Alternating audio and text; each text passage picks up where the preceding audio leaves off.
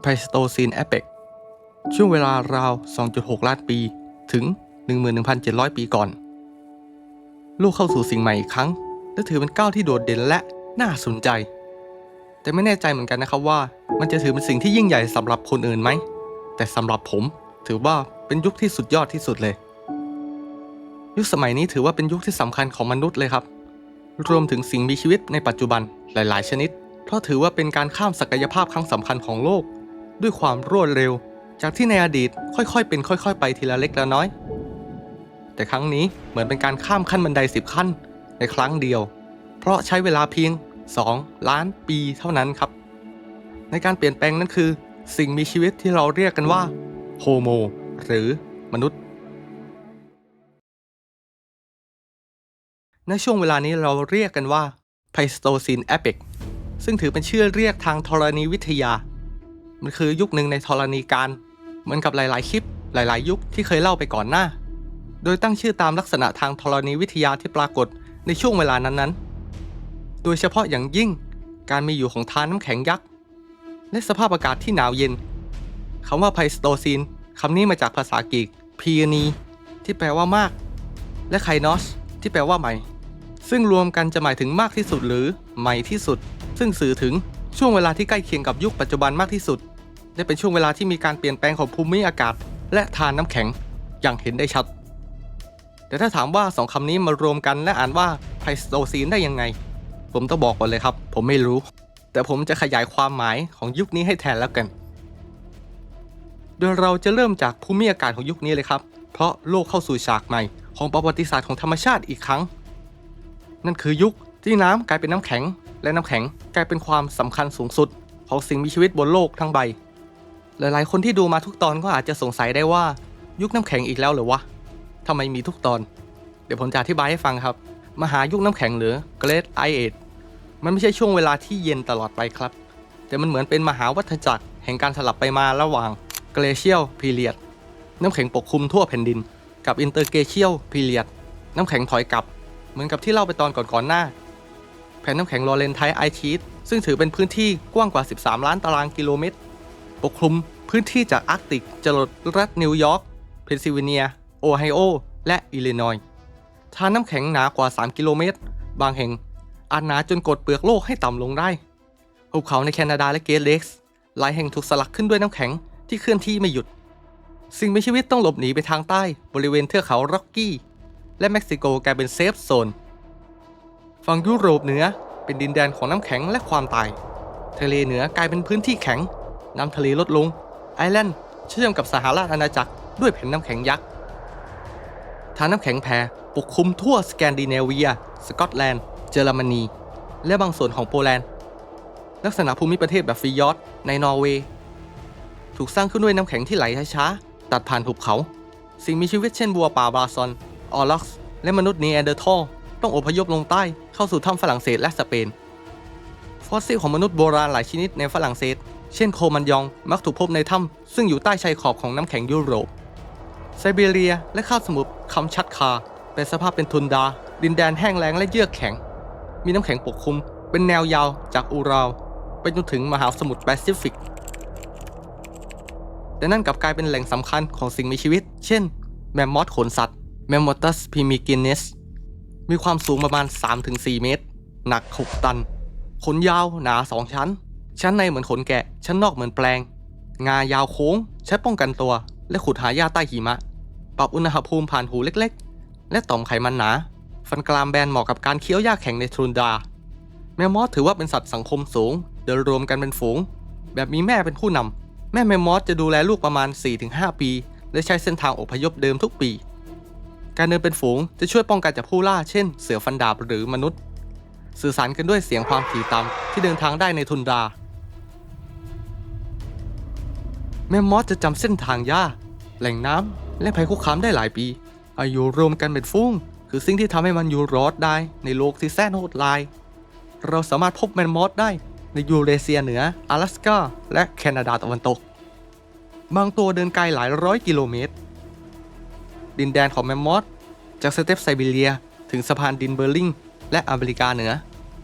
เราสามารถพบร่างแมมมอธได้หลายตัวในดินเยือกแข็งถาวรหรือ เพอร์มาฟอสโดยส่วนใหญ่จะยังคงมีขนเนื้อและกระเพาะที่สมบูรณ์มากๆในปี 2013 ก็ค้นพบยูกะชื่อของลูกแมมมอธเพศเมียที่ตายเมื่อ 39,000 ปีที่แล้วแสดงให้เห็นถึงขาและงาเสียหายจากการโดนล่าและคาดว่าอาจจะตายเพราะมนุษย์โบราณยังมีการค้นพบฟอสซิลฟันและกระดูกจำนวนมากถูกขุดพบในถ้ำของมนุษย์ยุคแรกโดยพวกเขาเอามาใช้ทำหอกบ้านและเครื่องประดับอื่นๆเมื่อเราเปิดกระเพาะแมมมอธเราจะเจอเศษหญ้าแห้งเหมือนว่าพวกมันตายเร็วมากๆและน้ำแข็งไซบีเรียช่วยแช่ร่างของมันไว้เหมือนแคปซูลการเวลาณปัจจุบันฐานหลายอย่างบ่งชี้ว่ามนุษย์อีเร็กตัสเนียนเดอร์ทัลและโฮโมเซเปียนส์อาจจะเป็นคนล่าแมมมอธเพื่อเป็นอาหารเอากระดูกมาทำอาวุธและเอาขนมาทำเป็นชุดโดยเฉพาะหลักฐานในถ้ำโชเวลัสโกและมอร์ตาจะมีภาพแมมมอธถูกวาดบนผนังโดยมนุษย์ยุคแรกในสมัยนั้นยังไม่มีอารยธรรมแรกในยุคนั้นมนุษย์ยังคงอาศัยอยู่ในถ้ำแต่ถือว่าเป็นมนุษย์ที่มีสมองสมบูรณ์แล้วแต่ก็ยังไม่แน่ชัดว่ามนุษย์สายพันธุ์ไหนกันแน่ที่เป็นคนวาด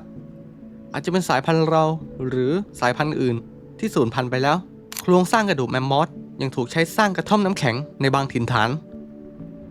แมมมอธไม่ได้เป็นเพียงสัตว์แต่อาจจะเป็นการแข่งขันในการล่าเพื่อแสดงความเป็นผู้นำฝูงก็เป็นได้อันนี้ผมคิดเองนะและแน่นอนว่าอาจเป็นศัตรูคนแรกที่ล่ากันเป็นฝูงและเมื่อโลกสิ้นสุดยุคน้ำแข็งปลายยุคไพลสโตซีนราว 10,000 ปีก่อนโลกเริ่มอุ่นขึ้นอย่างรวดเร็วกลายเป็นแหล่งน้ำสำคัญและเป็นจุดเปลี่ยนของมนุษย์พื้นที่ทุนดราสเต็ปที่เคยเป็นทุ่งหญ้ากว้างใหญ่สำหรับแมมมอธเปลี่ยนเป็นป่าและหนองน้ำซึ่งไม่เหมาะกับการดำรงชีวิตของพวกมันเลยหญ้าและพืชใบกว้างที่แมมมอธเคยกินเริ่มลดลงอาหารหลักขาดแคลนทำให้แมมมอธไม่สามารถปรับตัวได้ทันในสภาพอากาศใหม่รวมถึงการล่าแมมมอธของมนุษย์ยุคแรกทำให้แมมมอธขนสัตว์สูญพันธุ์ไปจากแผ่นดินราว 10,000 ปีก่อนกลุ่มสุดท้ายที่เหลือรอดล้วนอยู่บนเกาะวันเกลียวของรัสเซียแต่สุดท้ายก็สูญพันธุ์ไปในที่สุดมันคือช่วงเวลาที่อารยธรรมเริ่มเกิดแล้วก็คือ 4,000 ปีที่แล้วโคตรน่าเสียดายที่เราไม่ได้เห็นมันจริงๆแม้แต่ครั้งเดียวและนั่นคือด้านของธรรมชาติแต่แมมมอธทางวิทยาศาสตร์เพิ่งเริ่มต้นขึ้นเท่านั้นเช่นคอลอสโซวูลลี่เมาส์หนูทดลองที่ถูกปรับแต่งพันธุกรรมด้วยคิสเปอร์เพื่อเลียนแบบลักษณะขนของแมมมอธขนหนาเช่นขนที่ยาวขึ้นหนาขึ้นและหยิกเล็กน้อยขนมีความยาวประมาณ5 เซนติเมตรซึ่งใกล้เคียงกับลักษณะของแมมมอธหนูแมมมอธพวกนี้แม้จะยังไม่มีการทดสอบว่าทนหนาวได้จริงหรือไม่แต่มีน้ำหนักไม่ต่างจากหนูทั่วไปแม้ถูกปรับยีนด้านไขมันนี่คือก้าวแรกของเทคโนโลยีก่อนนำยีนเหล่านี้ไปใช้ในช้างเอเชียเพื่อสร้างสิ่งที่เรียกว่าแมมฟานหรือช้างแมมมอธไฮบริดทางวิทยาศาสตร์กำลังวิจัยการโคลนนิ่งแมมมอธโดยการเก็บตัวอย่าง DNA จากแมมมอธที่ถูกแช่แข็งในไซบีเรียโดยเฉพาะซากที่ยังเก็บรักษาเนื้อเยื่อและเส้นขนได้ดีเอามาทำการวิเคราะห์จีโนมแมมมอธเปรียบเทียบกับช้างเอเชียเช่นยีนการสร้างขนหนาการเก็บไขมันใต้ผิวหนังการปรับสภาพเลือดให้ทนต่อความหนาวการควบคุมอุณหภูมิร่างกายระบบการดมกลิ่นแบบสัตว์ทุนด้าจากนั้นก็ใช้เทคโนโลยี CRISPR Cas9 แต่ต่อยีนเหล่านี้เข้าไปในเซลล์ต้นกำเนิดของช้างเอเชียเพราะเซลล์ต้นกำเนิดให้กลายเป็น embryo ปัจจุบันยังอยู่ในขั้นพัฒนาโดยการใช้มดลูกเทียมเพื่อหลีกเลี่ยงการฝังในตัวช้างจริงณตอนนี้เรามีเครื่องมือทางวิศวกรรมจีโนมที่มากมายแต่หนึ่งในนั้นคือวิธี CRISPR โดยการวิเคราะห์ด้วยคอมพิวเตอร์เราก็จะตัดยีนออกและการตัดนั้นจะไปเปลี่ยนแปลงยีนในกรณีนี้เราได้แก้ไขไปแล้ว15 ตัวและต้องการอีก30 ตัวมันจะช่วยให้ช้างเอเชียยุคใหม่สามารถอยู่รอดได้ในสภาพแวดล้อมที่หลากหลายยิ่งขึ้นมากกว่าช้างในปัจจุบันเราหวังว่าแมมมอธอาจกลับมาอีกครั้งเพื่อฟื้นฟูทุนดาและยับยั้งโลกร้อนดร.จอร์จ คลันต์ฮาวาร์ด เจเนติกสิ่งมีชีวิตเหล่านี้มักกินพืชล้มลุกและหญ้าสั้นเป็นหลักใช้เขายาวด้านหน้าปาดหิมะเพื่อเปิดทางหญ้าแห้งใต้หิมะพวกมันสามารถเคลื่อนที่ได้ไกลเพื่อหาของกินแม้แต่สถานที่ที่มันอยู่จะมีอุณหภูมิหนาวเพียงใดแต่เคล็ดลับการใช้ชีวิตของมันในสภาพอากาศแบบนี้คือขนหนาๆและไขมันมีหน้าที่ช่วยเก็บพลังงานในฤดูหนาวพวกมันมีขาที่แข็งแรงมากๆและวิ่งเร็วพอที่จะหลบหมาป่าหรือแมวฟันดาบโฮเมอร์เตเรียมพวกมันมีชื่อว่าแรดขนชื่อทางวิทยาศาสตร์คือ Xylodonta atiquitatis มีลำตัวยาว 3-4 เมตรมีน้ำหนักประมาณ 1,800 ถึง 2,700 กิโลกรัมมีขนหนาเป็นพิเศษทั้งลำตัวจมูกมีเส้นเลือดทีช่วยอุ่นอากาศก่อนเข้าสู่ปอดแบบมนุษย์มันมีเขายาวถึง1 เมตรใช้สำหรับพรวนหิมะเพื่อหาอาหารและป้องกันตัวแรดขนไม่ได้เป็นแค่สัตว์ใหญ่แต่มันคือกุญแจสำคัญในระบบนิเวศทุนดาแบบแมมมอธแม้จะไม่อยู่เป็นฝูงเหมือนแมมมอธแต่มีแนวโน้มว่าจะเป็นสัตว์โดดเดี่ยวหรืออยู่เป็นคู่โดยเฉพาะในฤดูผสมพันธุ์ช่วงเวลานี้อาจเกิดในช่วงปลายฤดูใบไม้ผลิโดยตัวผู้จะใช้เขาและร่างกายขนาดใหญ่ต่อสู้แย่งตัวเมียมีเพราะว่าแรดขนในหลายถ้ำเช่นโชเว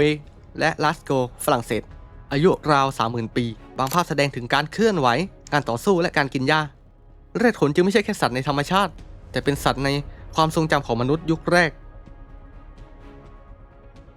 ฟอสซิลบางชิ้นมีร่องรอยบาดแผลจากอาวุธหินรอยตัดจากมีดหินบ่งบอกว่ามนุษย์อาจล่าและถลกหนังมันตัวเมียสามารถให้กำเนิดลูกได้เพียง1 ตัวต่อครั้งและเลี้ยงดูนานหลายเดือนรอยเท้าในดินแข็งและโคลนแช่แข็งที่เราค้นพบสามารถยืนยันพฤติกรรมการกลับไปที่แหล่งอาหารเดิมได้ทุกปีของมันฟอสซิลจำนวนมากถูกค้นพบใกล้แม่น้ำหรือแหล่งน้ำในหุบเขา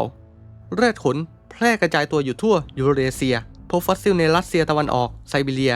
ยูเครนเยอรมนีอังกฤษมองโกเลียและจีนตอนเหนือบทสรุปแรดขนสูญพันธุ์ราว 10,000 ปีก่อนด้วยหลายเหตุผลเช่นสภาพอากาศอบอุ่นขึ้นอย่างรวดเร็วหญ้าเขตอบอุ่นแทนที่ทุนดาแหล่งน้ำเปลี่ยนหายากมากขึ้น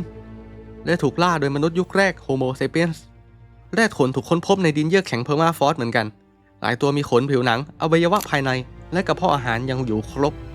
ตัวอย่างที่สมบูรณ์ที่สุดถูกค้นพบในไซบีเรียปี 2020 ไม่นานมานี้เองและยังมี DNA บางส่วนที่ยังคงอยู่นักพันธุศาสตร์จึงเริ่มนำไปศึกษาเป็นโปรเจกต์ร่วมของรัสเซียญี่ปุ่นกำลังสำรวจความเป็นไปได้ในการโคลนนิ่งสายพันธุ์นี้เช่นเดียวกับแมมมอธนอกจากมนุษย์ที่ล่าแมมมอธและแรดขนก็ยังมีนักล่าอื่นๆเช่นสไมโลดอนป๊อปปูเลเตอร์นักล่าแห่งทุ่งน้ำแข็งปลายยุคไพลสโตซีนสัตว์นักล่าชนิดนี้สายพันธุ์นี้แม้มีรูปร่างคล้ายแมวใหญ่แต่ต่างจากสิงโตและเสืออย่างชัดเจนเพราะสไมโลดอนป๊อปปูเลเตอร์มีร่างหนาที่ล่ำกล้ามเนื้อบริเวณหัวไหล่และขาพัฒนาเป็นพิเศษสำหรับการจับล็อกเหยื่อไม่ใช่แค่ไล่อย่างเดียวมีเขี้ยวยาวเฉพาะตัว 18 เซนติเมตรแต่โดยส่วนใหญ่สไมโลดอนจะจับเหยื่อให้อยู่นิ่งที่สุดก่อนแล้วค่อยใช้เขี้ยวทีหลังเหยื่อของมันคือสัตว์กินพืชตัวใหญ่แห่งยุคน้ำแข็งม้าโบราณกวางยักษ์กระทั่งแมมมอธตัวอ่อนและสัตว์สายพันธุ์แปลกในทวีปอเมริกาอย่างโทสดอนหรือกิปโตดอนฟอสซิลบางชิ้นพบในแหล่งลาเบทาเพสพบว่ามีร่องรอยการบาดเจ็บเรื้อรังที่หายทั้งข้อเท้าหักสะโพกเคลื่อนซึ่งในสัตว์นักล่าเดียวถือว่ารอความตายแต่สไมโลดอนบาดเจ็บขนาดนี้กับรอดชีวิตมาจนบางทีเราอาจพิสูจน์ได้ไม่เด็ดขาดแต่หลักฐานเริ่มชี้ว่ามันอาจมีรูปแบบสังคมพื้นฐานเช่นช่วยกันดูแลลูกหรือแบ่งเนื้อหลังการล่าสไมโลดอนพ็อปปูเลเตอร์ไม่เป็นเพียงนักล่าที่เฉียบขาดเท่านั้นแต่ยังเป็นคำตอบของธรรมชาติต่อสิ่งแวดล้อมที่โหดร้ายสุดท้ายมันก็หายไปพร้อมๆกับแมมมอธกวางยักษ์และสัตว์เมกาฟานาอื่น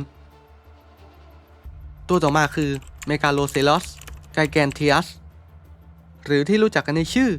ไอริสเอลแม้มีชื่อคำว่าเอลแต่มันไม่ใช่กวางเอลเมกาโลเซลอสเป็นกวางขนาดใหญ่สูงเกือบ2 เมตรมีเขาที่กางออกแล้วกว้างถึง 3.6 เมตรเลยทีเดียวเขาของมันคือเครื่องหมายแห่งพลังและสัญลักษณ์แห่งการสืบพันธุ์วิวัฒนาการขึ้นเพื่อแสดงศักยภาพในการแข่งขันแย่งตัวเมียสิ่งนี้มีในมนุษย์ด้วยนะครับแต่ไม่ใช่ตรงเขานะเขาของมันเป็นเหมือนดาบสองคมครับเพราะเมื่อภูมิอากาศเปลี่ยนโลกกลายเป็นป่าทึบเขาก็กลายเป็นภาระที่ทำให้มันเคลื่อนไหวได้ลำบากจุดสุดท้ายมันก็สูญพันธุ์ไปช่วงสิ้นสุดยุคน้ำแข็งไปทางวิวัฒน์ของมันจบที่พิพิธภัณฑ์ทั่วโลกตอนนี้วิวัฒนาการเหลือแค่เขากับกระดูกละต่อมาคือเปียโอบีบอสบรรพบุรุษวัวป่าแห่งไซบีเรียปรากฏขึ้นไพลสโตซีนตอนต้นมีรูปร่างคล้ายวัวมักซ์แต่ตัวเล็กกว่ามันเป็นหนึ่งในต้นตระกูลของวัวกระทิงควายป่าและโคป่าบางชนิดเปียโอบีออสใช้ชีวิตเป็นฝูงเคลื่อนที่ย้ายไปเรื่อยๆเพื่อหาแหล่งหญ้าตามฤดูกาลพวกมันต้องคอยระวังสัตว์นักล่าอย่างสไมโลดอนหรือหมาป่ายุคน้ำแข็งที่ไล่ล่าแบบรวมฝูงเรื่องบรรพชีวินวิทยาพบซากของมันในไซบีเรียและตอนเหนือยุโรปเป็นหลักฐานสำคัญของการเปลี่ยนผ่านจากสัตว์ยุคน้ำแข็งไปสู่สัตว์เลี้ยงลูกด้วยนมแบบใหม่หลังยุคน้ำแข็งสิ้นสุด โฮโมเตเรียมแมวดาบนักล่าอยู่รวมยุคกับออสตราโลพิเทคัสในยุคที่แล้วตัวมันโตมากลำตัวแข็งแรงฟันเขี้ยวยาวแบนไม่แหลมเท่าสไมโลดอนมีขาหน้าที่ยาวเหมาะสำหรับการเหวี่ยงเหยื่อให้ล้มเชื่อว่ามันอยู่กันเป็นฝูงเล็กๆล่าในพื้นที่เปิด Open Woodland หรือทุ่งหญ้าพื้นที่ที่พบมันก็คือยูเรเซียตอนใต้แอฟริกาเหนือและอเมริกาเหนือบางส่วนเป็นหนึ่งในเสือฟันดาบที่วิวัฒนาการได้ไกลกว่าเพื่อนเข้าสู่ระบบนิเวศแบบหมาป่าฝูงมากกว่าการซุ่มโจมตีPachycoculta bevelostis มีน้ำหนักกว่า100กิโลกรัมกะโหลกหนาฟันบดกระดูกได้สบายมีแรงกัดสูงที่สุดในหมวดไฮยีน่าคาดว่ามันอาจล่ากันเป็นฝูงและแย่งเหยื่อจากนักล่าตัวอื่นอาจกินแม้กระทั่งกระดูกและกะโหลกพบมันทั่วยูเรเซียโดยเฉพาะยุโรปตอนใต้และตะวันออกกลางบางครั้งขุดสร้างในถ้ำมนุษย์โบราณเพราะว่ามีร่องรอยฟันของมันแสดงให้ถึงการแย่งซากหรือปะทะกับโฮโมอิเล็กตัสแคนิดอีทัสคัสหมาป่ารุ่นแรกของยุโรปมีขนาดกลางๆขายาวสมองเริ่มพัฒนาวิ่งได้เร็วและไล่ล่าในระยะยาวล่ากันเป็นฝูงเล็กๆอาจเริ่มมีการร่วมมือแบบครอบครัวสามารถพบมันได้ที่ตอนใต้ของอิตาลีฝรั่งเศสเป็นบรรพบุรุษของเคนิสลูปัสหมาป่าสมัยใหม่มันเป็นตัวอย่างสำคัญของวิวัฒนาการจากสัตว์กินซากเดียวสู่การล่าเป็นฝูงเลยทีเดียวในยุคที่แล้วพูดถึงเมกาโลดอนใช่ไหมครับในยุคนี้ก็คือยุคสุดท้ายของมันนั่นเองนั่นคือโอทูดัสเมกาโลดอนมีขนาดตัว20เมตรบางแหล่งอ้างถึง25เมตรมีน้ำหนักมากกว่า50ตันเมกาโลดอนเป็นฉลามน้ำอุ่นที่ปกครองมหาสมุทรทั่วโลกตั้งแต่ยุคไมโอซีนตอนต้นประมาณ20ล้านปีก่อนจนถึงช่วงปลายไพลสโตซีน 2.6 ล้านปีก่อนมันมีฟันยาวถึง18เซนติเมตรฟันหนึ่งซี่ใหญ่พอๆจะปักทะลุหัวมนุษย์ได้เลยเมกาโลดอนอาจมีแรงกัดสูงถึง 182,000 นิวตันแรงที่สุดในโลกของสัตว์เท่าที่เคยมีมาฟันของมันถือว่าเป็นที่นิยมในวงการนักสะสมเลยทีเดียวฟันบางซี่ราคาสูงถึงหลายแสนบาทเลยนะครับชื่อเมกาโลดอนมาจากภาษากรีกที่แปลว่าฟันใหญ่เมกาใหญ่โอดอนแปลว่าฟันนักวิทยาศาสตร์หญิงที่ชื่อว่าดรคาตาลีนาพิมิเอนโตเป็นหนึ่งในผู้ศึกษาเมกาโลดอนอย่างลึกซึ้งและเป็นผู้นำการสร้างโครงสร้างแบบจำลองการหายไปของสัตว์ยักษ์ชนิดนี้ด้วยคอมพิวเตอร์เมกาโลดอนไม่ได้มาจากฉลามขาวแต่เป็นทายาทของกลุ่มที่เรียกว่าโอโทดอนทีเดซึ่งเป็นฉลามโบราณขนาดยักษ์ที่เคยครองมหาสมุทรตั้งแต่ยุคพาลิโอซีน60ล้านปีก่อนตามภาพที่ขึ้นอยู่ตรงนี้เลยในอดีตเคยเชื่อว่าเมกาโลดอนเป็นบรรพบุรุษของฉลามขาวแต่หลังจากการศึกษาโครงสร้างเคลือบฟันของมันและ DNA สรุปได้ว่าฉลามขาวมาจากสายอิซูรัสฉลามมาโคไม่ใช่เมกาโลดอนอย่างแน่นอนแม้จะมีหลักฐานยืนยันว่ามันสูญพันธุ์ไปแล้วแต่รายการโทรทัศน์บางช่องเคยปล่อยสารคดีที่บอกว่าเจอเมกาโลดอนในทะเลลึกและบางที่ก็จะมีคลิปเงาใต้ทะเลหรือฟันขนาดมหึมาปรากฏเป็นไวรัลหลายครั้งซึ่งมันไม่จริงเลยหลายคนก็ยังเชื่อนะครับว่ามันอาศัยอยู่ใต้ทะเลลึกแต่นักชีววิทยาส่วนใหญ่ชี้ว่าเป็นไปไม่ได้ครับเพราะฉลามมันต้องกินอาหารจำนวนมากทุกวันทะเลลึกไม่มีพลังงานเพียงพอที่จะเลี้ยงสัตว์ขนาด50ตันได้อย่างแน่นอนสัตว์อีกชนิดหนึ่งที่มีความสำคัญในยุคนี้คือไบซันลาติฟอนส์บรรพบุรุษของบีซอนในอเมริกายุคใหม่มันสูงเกือบ 2.5 เมตรและอาจหนักกว่า 2,000 กิโลกรัมแต่สิ่งที่โดดเด่นที่สุดคือเขาของมันที่ยาวได้ถึง 2.1 เมตรจากปลายด้านหนึ่งไปอีกปลายด้านหนึ่งใหญ่กว่ารถยนต์คันเล็กๆทั้งคันบีซอนโบราณอาศัยอยู่ตามทุ่งหญ้าเยือกแข็งในอเมริกาเหนือกินหญ้าสเต็ปที่ทนหนาวได้ดีเคลื่อนย้ายกันเป็นฝูงนับร้อยมันไม่ใช่นักสู้โดยธรรมชาติแต่มันคือกำแพงที่มีชีวิตตัวต่อมาคือเมกาเตอเรียมสล็อตยักษ์แห่งอเมริกาใต้บริเวณที่ห่างออกไปทางใต้ในที่ราบร้อนชื้นของอเมริกาใต้ราชาแห่งป่ากึ่งโล่งนั้นไม่ใช่เสือแต่เป็นเมกาเตอเรียมสล็อตยักษ์ที่สูงเกือบ6 เมตรมันไม่ใช่สล็อตที่เรารู้จักในปัจจุบันนะครับเพราะมันไม่ได้ซ่อนตัวบนต้นไม้แต่มันครองพื้นที่โล่งด้วยซ้ำด้วยขนาดยักษ์ของมัน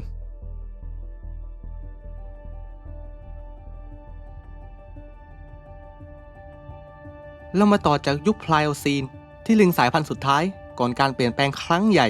นั่นคือออสตราโลพิเทคัสเป็นบรรพบุรุษที่เดิน2 ขาเป็นหลักแต่ยังมีโครงสร้างแขนที่แข็งแรง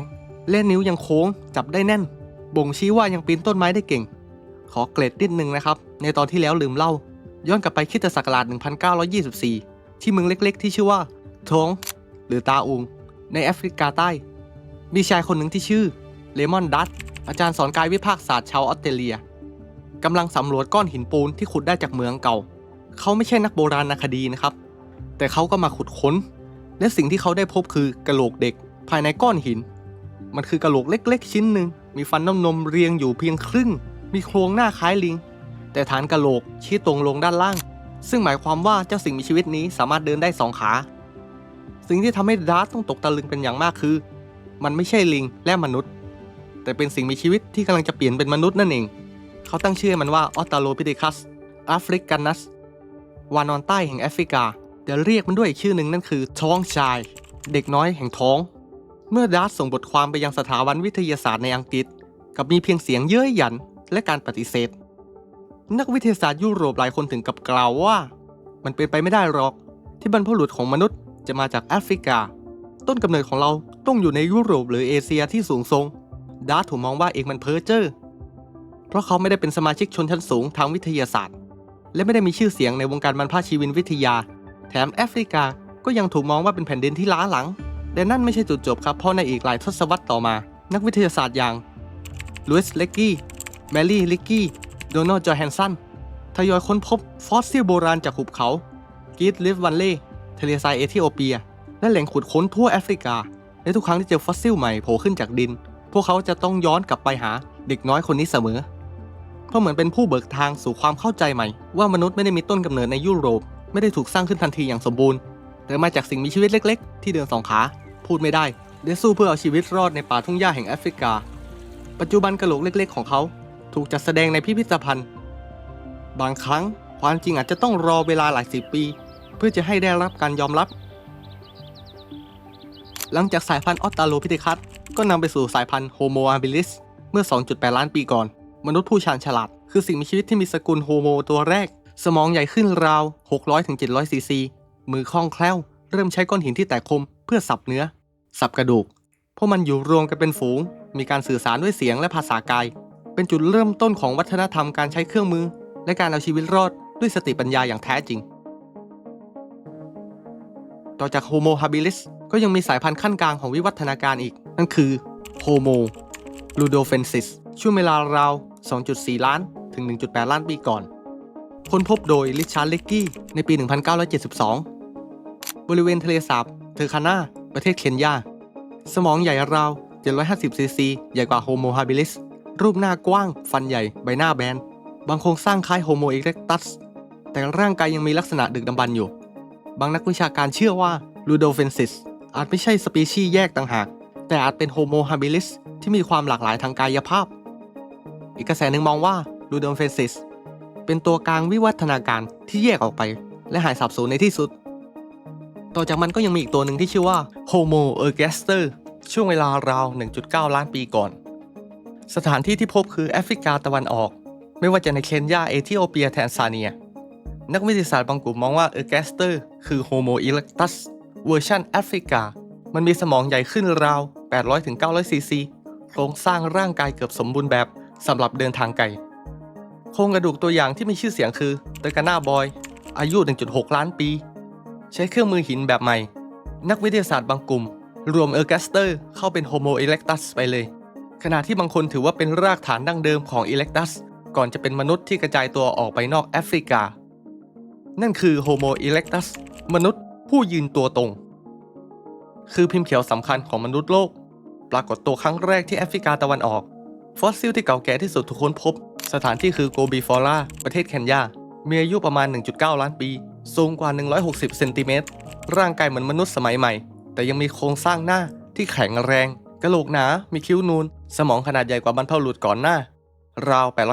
850-1,100 ซีซีและที่สำคัญคือเขาเดินทางได้ไกลกว่าที่มนุษย์เคยเดินโดยดูจากกระดูกเชิงกรานเพลวิสที่แคบลงแต่แข็งแรงทำให้การเดินเป็นจังหวะทรงตัวได้ดีขึ้นกระดูกข้อต่อเชิงกรานกับกระดูกต้นขาฮิปจอยมีแนวลาดเอียงเล็กน้อยเสริมความมั่นคงขณะเดินและยืน2 ขาและสามารถรับแรงกระแทกได้ดีหมายถึงเหมาะกับการเดินทางไกลโครงสร้างกระดูกเชิงกรานเริ่มคล้ายมนุษย์มากกว่าวานอนรองรับลำตัวที่ตั้งตรงในระยะทางยาวแต่สิ่งที่ต้องแลกก็คือเมื่อกระดูกเชิงกรานเล็กลงจะทำให้สูญเสียความสามารถในการข้อตัวอ่อนที่หัวโตได้ทารกโฮโมอีเร็กตัสไม่สามารถอยู่ในครรภ์จนโตเต็มที่ได้เหมือนกับสัตว์อื่นๆเช่นม้าหรือช้างทางเดียวคือคลอดก่อนเวลาลูกที่เกิดมาก็จะมีสมองเล็กต้องอาศัยการเลี้ยงดูนานขึ้นใช้เวลาเติบโตนานขึ้นเป็นจุดเริ่มต้นของ extended childhood เป็นจุดเปลี่ยนสำคัญที่ทำให้โฮโมเอเร็กตัสเริ่มมีลักษณะที่เรียกว่าภาวะลำบากในการคลอดแบบมนุษย์เมื่อสมองเริ่มใหญ่แต่ช่องคลอดไม่ขยายตามทำให้ทารกต้องคลอดก่อนโตเต็มที่ผมจะให้เทคนิคเล็กๆเอาไปใช้กันนะครับถ้าคนไหนฉลาดรอบรู้ IQ สูงๆแปลว่าอะไรครับช่องคลอดเล็กนี่เองหยอกมันไม่เกี่ยวโดยตรงกับมนุษย์ปัจจุบันเพราะว่าอิเล็กตัสเดินแบบมั่นคงเดินไกลเป็นตัวแรกร่างกายก็เลยปรับเปลี่ยนไปเยอะกว่าออสตราโลพิเทคัสจากยุคก่อนหน้า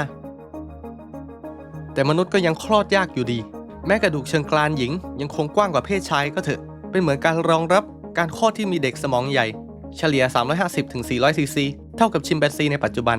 ถือเป็นขนาด1 ใน 4ของผู้ใหญ่เลยทีเดียวสมองของทารกมนุษย์จะโตขึ้นถึง3 เท่าในช่วง3 ปีแรกพัฒนาการของสมองจึงต้องการเวลาเลี้ยงดูนานพฤติกรรมการพึ่งพาสังคมพ่อแม่การเรียนรู้ด้วยการเรียนแบบเสียงสีหน้าภาษากายเพราะฉะนั้นใครที่มีลูกเล็กช่วงเวลานี้ต้องตั้งใจเลี้ยงดีๆเลยครับถ้าเราลองมาเปรียบเทียบกับมนุษย์ปัจจุบันจะเห็นได้ชัดขึ้นตามภาพที่ขึ้นอยู่ตอนนี้เลยครับและสิ่งนี้เองที่เปลี่ยนโลกไปตลอดกาลเพราะมันทำให้โฮโมเอเร็กตัสกลายเป็นมนุษย์กลุ่มแรกที่เดินออกจากแอฟริกาจากที่เคยมีวิวัฒนาการอยู่เฉพาะถิ่นกลายเป็นผู้บุกเบิกผู้ข้ามพรมแดนจากซีกโลกหนึ่งไปยังอีกซีกโลกหนึ่ง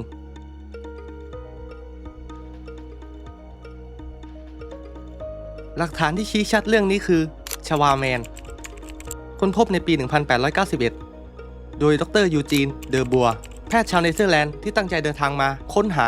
Missing Link ระหว่างมนุษย์กับลิงสถานที่คือริมแม่น้ำโซโลหรือแม่น้ำเบงกาวันโซโลบนเกาะชวาอินโดนีเซียสมัยนั้นยังเป็นอาณานิคมของรัฐอยู่สิ่งที่พบคือกะโหลกศีรษะบางส่วนกระดูกต้นขาฟันกรามดัวบัวเลยตั้งชื่อมันว่า Pithecanthropus erectus หรือลิงที่ยืนตรงเพราะมันเดิน2 ขาได้เต็มตัวแข็งแรงวิ่งระยะไกลได้ใช้เครื่องมือหินอย่างง่ายได้แล้วเช่น chopping tools พฤติกรรมคาดว่า Homo erectus บนเกาะชวาอยู่กันเป็นกลุ่มเล็กๆใกล้แหล่งน้ำล่าสัตว์ขนาดกลางเช่นกวางสุกรป่าหรือวัวป่าท้องถิ่นมีการใช้ไฟได้แล้วแต่ยังไม่เต็มที่พวกเขาอาจจะอพยพตามฤดูกาลเพื่อหาน้ำและอาหารมนุษย์ชวาข้ามมายังเกาะอินโดนีเซียได้อย่างไรแม้ระดับน้ำทะเลต่ำในยุคน้ำแข็งเกาะชวาและเกาะบอร์เนียวก็ยังแยกจากเอเชียแผ่นดินใหญ่อยู่ดี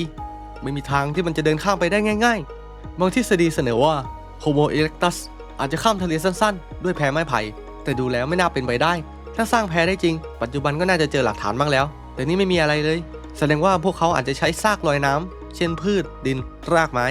นี่จึงกลายเป็นการข้ามทะเลครั้งแรกของมนุษยชาติการใช้ซากลอยน้ำอันนี้เป็นไปได้มากที่สุดเพราะถ้าอิเล็กตัสฉลาดพอที่จะสร้างแพได้ก็คงไม่สูญพันธุ์อย่างแน่นอนอีกอย่างในอดีตไพรเมทได้ข้ามทวีปด้วยซากพืชมาแล้วในยุคแรกนักวิทยาศาสตร์ยุโรปไม่ยอมรับการค้นพบนี้มองว่าดูบัวลำเอียงเพราะเขาตั้งใจหาห่วงโซ่ที่ขาดหายไปมีผู้คนกล่าวหาว่าดูบัวจงใจปิดบังบางชิ้นส่วนของฟอสซิลต่อมาเมื่อนักวิทยาศาสตร์คนอื่นๆได้เห็นด้วยตาตนเองจึงยอมรับความสำคัญของการค้นพบนี้ว่าสิ่งที่เขาพบนั้นไม่ใช่ลิงไม่ใช่มนุษย์แต่มันคือระยะกลางที่สำคัญในสายวิวัฒนาการมนุษย์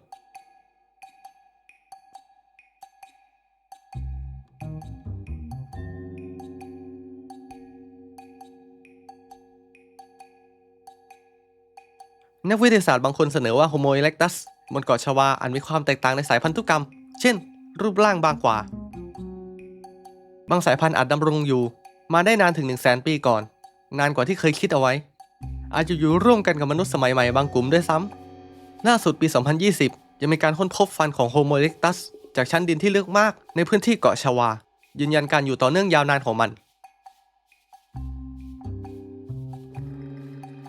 ดั้งเดิมมีการขุดค้นพบฟอสซิลหลายชิ้นไม่ว่าจะกะโหลกกระดูกต้นขาและชิ้นส่วนอื่นๆแต่หลังจากโดบัวนำฟอสซิลกลับไปยุโรปและเก็บเอาไว้ที่พิพิธภัณฑ์ในประเทศเนเธอร์แลนด์มีรายงานว่าฟอสซิลบางชิ้นไม่เคยปรากฏอีกเลยคนก็เลยสงสัยว่ารัฐอาณานิคมดัตช์อาจเป็นคนปกปิดเอาไว้เพราะนักวิจัยบางกลุ่มกล่าวหาทางการเนเธอร์แลนด์ในยุคอาณานิคมอาจไม่ต้องการให้โลกเชื่อว่ามนุษย์โบราณมีต้นกำเนิดจากเอเชียเพราะจะขัดแย้งกับความเชื่อว่ามนุษย์เกิดจากยุโรปเป็นที่แรกในช่วงเวลานั้นดูบัวกลายเป็นบุคคลลึกลับทันทีและเขาไม่เคยเปิดเผยฟอสซิลสำคัญบางชิ้นเช่นฟันที่ไม่เข้ากับโครงสร้างมนุษย์ บางคนเชื่อว่าเขากลัวถูกวิจารณ์หรือกลัวข้อมูลจะขัดแย้งกับทฤษฎีตนเองฟันกรามบางชิ้นของจาวาแมนที่ไม่สอดคล้องกับโฮโมเอเร็กตัสจึงถูกตั้งคำถามว่าอาจเป็นฟอสซิลของสิ่งมีชีวิตอื่นที่ยังไม่รู้จัก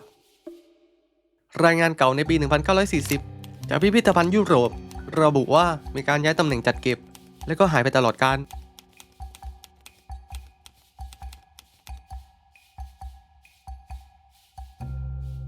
นักสำรวจสมัยใหม่บางรายเชื่อว่าโฮโมเอเร็กตัสชวาอาจดำรงอยู่ถึงยุคสมัยใหม่และกลายเป็นที่มาของตำนานมนุษย์ป่าที่เราคุ้นเคยและตัวต่อมาที่จะพูดถึงก็คือ Homo erectus georgicus อายุ 1.8 ล้านปี เก่าแก่ที่สุดนอกแอฟริกา ในปีคริสตศักราช 1991 นักวิทยาศาสตร์ชาวจอร์เจียที่มีชื่อว่าเดวิด ลอร์กิปาเนเซได้พบร่องรอยการอยู่อาศัยของมนุษย์ยุคแรกในถ้ำที่มีชื่อว่าเดมานิซีในจอร์เจียซึ่งเป็นหมู่บ้านและแหล่งโบราณคดีที่อยู่ห่างจากทบิลิซีเมืองหลวงของประเทศไปทางตะวันตกเฉียงใต้ประมาณ 90 กิโลเมตรหรือ 56 ไมล์นับจากนั้นเป็นต้นมามีการขุดพบกะโหลกมนุษย์ยุคแรกจำนวน 5 กะโหลกที่บริเวณดังกล่าวกะโหลกหมายเลข 5 ซึ่งค้นพบในปี 2005 ถือเป็นตัวอย่างที่สมบูรณ์ที่สุดหลังจากการวิเคราะห์เพิ่มเติมแล้วกะโหลกหมายเลข 5 ได้ถูกนำมาประกอบกับกระดูกขานไกลล่าง D2006 ที่พบเมื่อ 5 ปีที่แล้วการวิเคราะห์ขั้นสุดท้ายของการค้นพบนี้ใช้เวลานานหลายปีและเพิ่งได้รับการตีพิมพ์เมื่อปี 2013 สรุปได้ว่ามันมีขนาดสมองเพียง 546 ถึง 775 ซีซีซึ่งเทียบเท่ากับ Homo habilis แต่ร่างกายคล้าย Homo erectus โครงล่างสูงประมาณ 145 ถึง 166 เซนน้ำหนักราว 40 ถึง 50 กิโลกรัมแขนยังคงยาวคล้ายออตตาโลพิเทคัสแต่ขาและกระดูกสันหลังวิวัฒนาการเพื่อเดินทางระยะไกลโหนกคิ้วใหญ่จมูกกว้างและกรามแข็งแรงมีร่องรอยการบาดเจ็บและการฟื้นตัวและยังมีการขุดพบหินมือโอเดวานสไตล์มากกว่า 10,000 ชิ้นพวกเขาใช้ก้อนหินเพื่อบดกระดูกแล้วก็แยกเนื้อมีหินสำรอง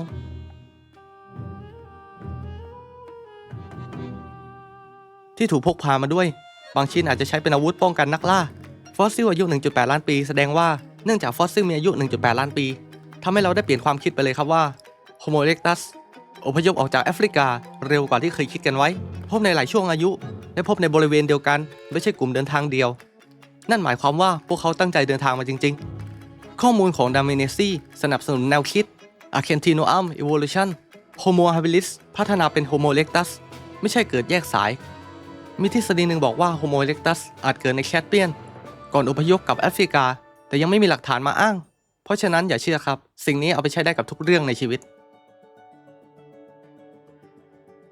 คลิปที่ผมเล่ามาทั้งหมดนี้มันไม่ใช่ความเชื่อครับโปรดเข้าใจด้วยนะครับ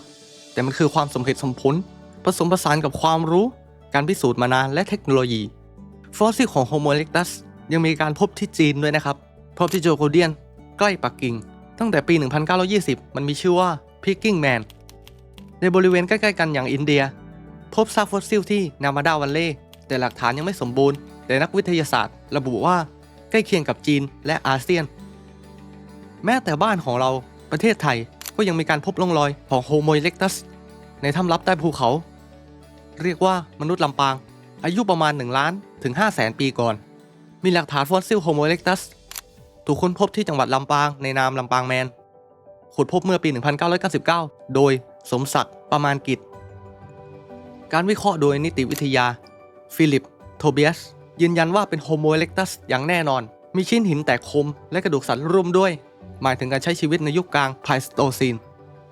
เป็นการขยายขอบเขต Homo erectus สู่เอเชียตะวันออกเฉียงใต้แม้จะยังถกเถียงในหมู่นักวิชาการแต่ลำปางแมนถือเป็นหลักฐานที่สำคัญที่ระบุการมีอยู่ในเอเชียของสาย Homo erectus งานวิจัยด้านพันธุกรรมยืนยันว่าไม่มีหลักฐานการผสมเข้ากับ Homo sapiens ในภายหลังทำให้ลำปางแมนเป็นสายพันธุ์ที่แยกออกมาไม่เกี่ยวกับมนุษย์ปัจจุบันแต่มันก็คือ Erectus นั่นแหละแต่อยู่กันคนละซีกโลกไม่เกี่ยวข้องกันมันไม่ได้มีแค่ร่างกายนะครับที่จะทำให้ Erectus พัฒนาแต่ยังมีอีกสิ่งที่สำคัญที่สุดในชีวิตของเรา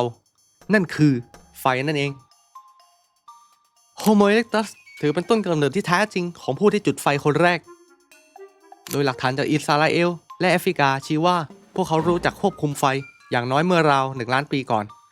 ไม่ใช่แค่ใช้ไฟครับแต่มีร่องรอยของเตาไฟที่มีการใช้ซ้ำต่อเนื่อง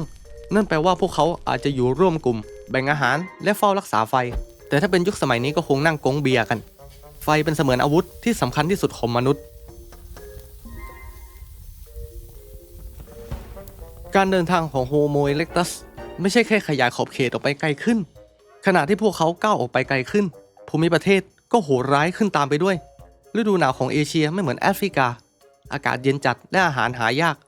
แต่โฮโมเอเร็กตัสปรับตัวด้วยการล่าโดยการเฝ้าดูเหยื่อรอจังหวะใช้กลยุทธ์ร่วมกันจู่โจมบางทฤษฎีเสนอว่าพวกเขาอาจมีระบบการสื่อสารด้วยเสียงระดับสูงเช่นเสียงเตือนเสียงเรียกหรือแม้แต่การวางแผนระหว่างทางล่าสัตว์นั่นคือจุดเริ่มต้นของภาษาก่อนที่เราจะมีคำพูดที่แท้ทรูโฮโมเอเร็กตัสไม่ใช่มนุษย์สายพันธุ์เดียวที่อยู่บนโลกณขณะนั้นในช่วงเวลาเดียวกันพวกเขาอาจเจอกับมนุษย์สายพันธุ์อื่นที่วิวัฒนาการขนานกันเช่น Homo floresiensis หรือมนุษย์ฮอบบิทที่เกาะฟอเรส Homo lusinensis ที่ฟิลิปปินส์หรือแม้แต่เดนิโซวาสที่เทือกเขาอัลไตในไซบีเรียเรายังไม่รู้แน่ชัดนะครับว่าพวกเขาร่วมมือกันสู้รบหรือแลกเปลี่ยนพันธุกรรมกันอย่างไรแต่ DNA ในตัวเราบอกกับเราว่าเราไม่ใช่ลูกหลานของ Homo sapiens เพียงอย่างเดียว Homo erectus ไม่ใช่เป็นเพียงบรรพบุรุษแค่หนึ่งเดียวครับแต่คือจุดเริ่มต้นของมนุษย์ไม่ว่าจะเป็นการออกเดินทางใช้ไฟให้เป็นประโยชน์แต่หินให้เป็นอาวุธและนี่คือการเปลี่ยนชีวิตจากฝูงสัตว์ให้เป็นวัฒนธรรมแม้จะมีประวัติศาสตร์ยาวนานถึง2 ล้านปีแต่ก็สูญพันธุ์ไปในที่สุด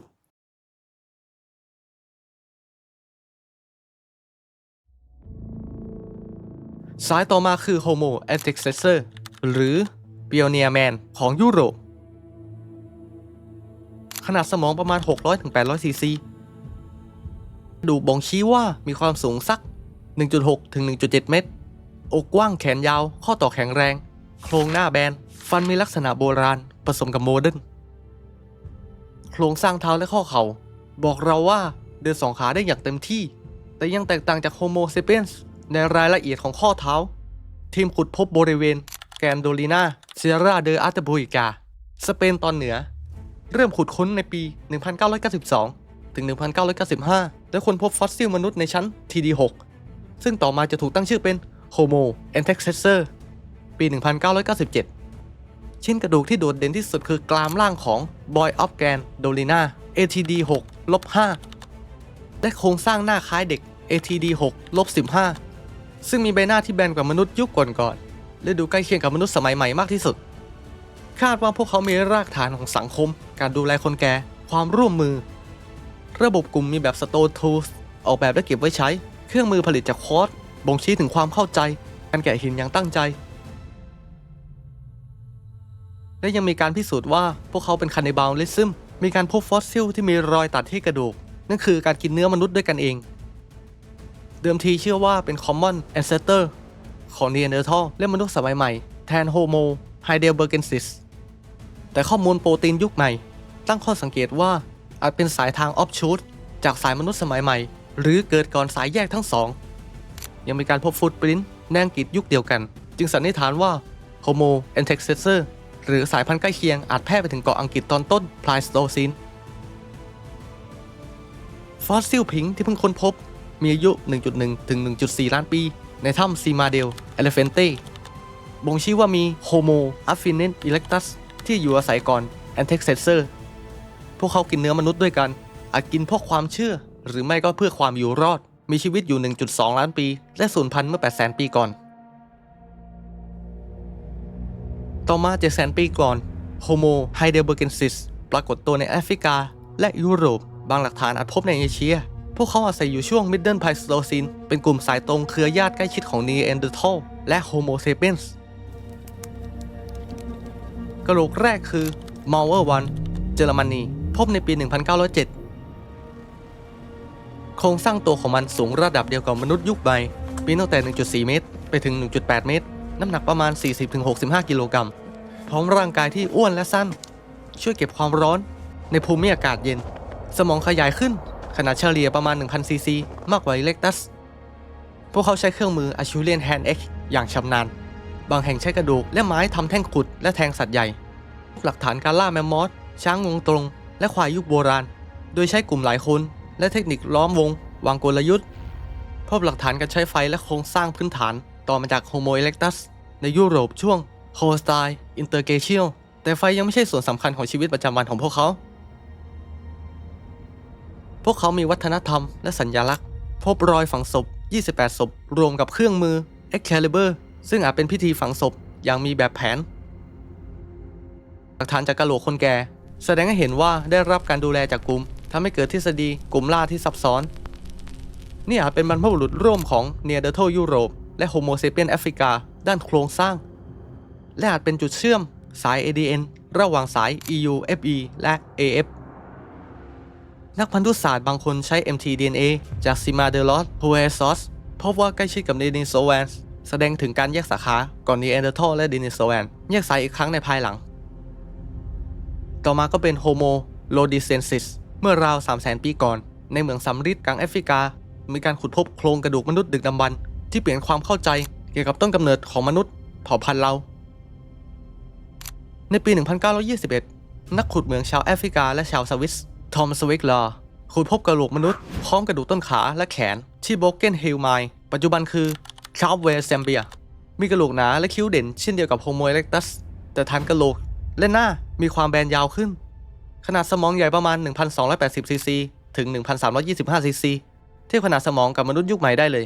รูปร่างและโครงสร้างร่างกายน้ำหนักราว 60-70 กิโลกรัมสูงประมาณ 1.70 โครงสร้างเรียบง่ายแต่คงความแข็งแรง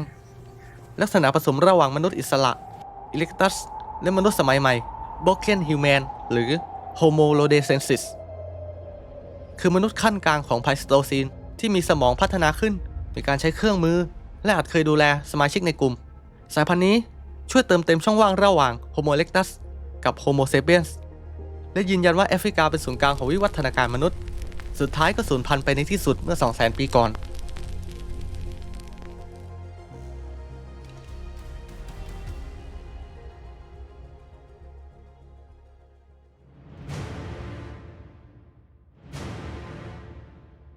เป็นเวลากว่า 2 ล้านปีของยุคไพลสโตซีนที่โลกเกิดความเปลี่ยนแปลงหลายสิ่งหลายอย่างทางธรณีการและสภาพภูมิอากาศไม่ว่าจะเกิดทานน้ำแข็งยักษ์ที่ใหญ่กว่าปัจจุบันหลายเท่าต่อมาก็โลกอุ่นขึ้นน้ำแข็งละลายทะเลหนุนสูงกว่าปัจจุบันโดยยุคน้ำแข็งและช่วงเวลาที่น้ำแข็งละลายไม่ได้เกิดเป็นประจำทุกปีแต่เป็นช่วงเวลาที่ยาวนานหลายหมื่นปีสลับกันไปโดยเฉลี่ยแล้วยุคน้ำแข็งเกเชียพีเรียดจะเกิดขึ้นทุกๆ 100,000 ปีโดยช่วงเวลาที่เราอยู่คือยุคปลายของยุคน้ำแข็งและมนุษย์เป็นคนเร่งปฏิกิริยาให้เร็วยิ่งขึ้นหลายเท่าสภาพภูมิอากาศเปลี่ยนแปลงไปมาเหล่านี้ส่งผลกระทบมากมายต่อโลกทำให้สัตว์หลายชนิดต้องสูญพันธุ์ไปเพราะความเปลี่ยนแปลงไปมาในทุก 100,000 ปีไม่ว่าจะออสตราโลพิเทคัสสูญพันธุ์หมดในช่วงไพลสโตซีนสัตว์บางสายพันธุ์ที่ชอบอากาศอุ่นเช่นเคลิโคเตอเรียมกอมโฟเตอเรียมสูญพันธุ์ไปหมดมาปลากระดูกบดสูญพันธุ์ในอเมริกาเหนือโฮโมอิเล็กตัสเริ่มหายไปบางพื้นที่เมื่อ 600,000 ปีก่อนบางชนิดก็ปรับตัวเพื่อเอาตัวรอดได้และยุคนี้เริ่มปรากฏสัตว์ยุคน้ำแข็งสุดท้ายไม่ว่าจะแมมมอธฮิปโปยักษ์แรดขนรวมถึงมนุษย์วานอนกำเนิดโฮโมอิเล็กตัสและสายพันธุ์ต่างๆที่กระจายตัวไปทั่วโลกเป็นรากฐานสำคัญของมนุษย์พวกเขาเริ่มใช้เครื่องมืออย่างเป็นรูปธรรมไม่ว่าจะใช้ทุบเนื้อตัดกระดูกทำอาวุธรุ่นแรกมีสมองใหญ่ใกล้เคียงกับปัจจุบันและพัฒนาเร็วขึ้นอย่างมีนัยสำคัญแต่สิ่งหนึ่งที่สำคัญไม่แพ้สมองนั่นคือโครงสร้างภายในสมองต่างหากที่ซับซ้อนขึ้นพวกเขาสื่อสารกันได้เล็กน้อยล่าสัตว์กันเป็นทีมเวิร์กแม้ยังไม่มีโครงสร้างทางสังคมที่ชัดเจนก็เถอะแต่ถือเป็นการสร้างรากฐานที่แข็งแรงเพื่อปูทางสำหรับมนุษย์ยุคใหม่ที่จะถือกำเนิดหลังจากนี้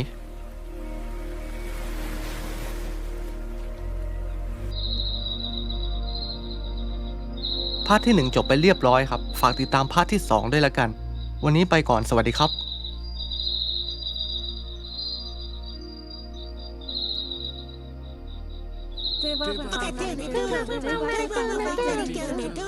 Até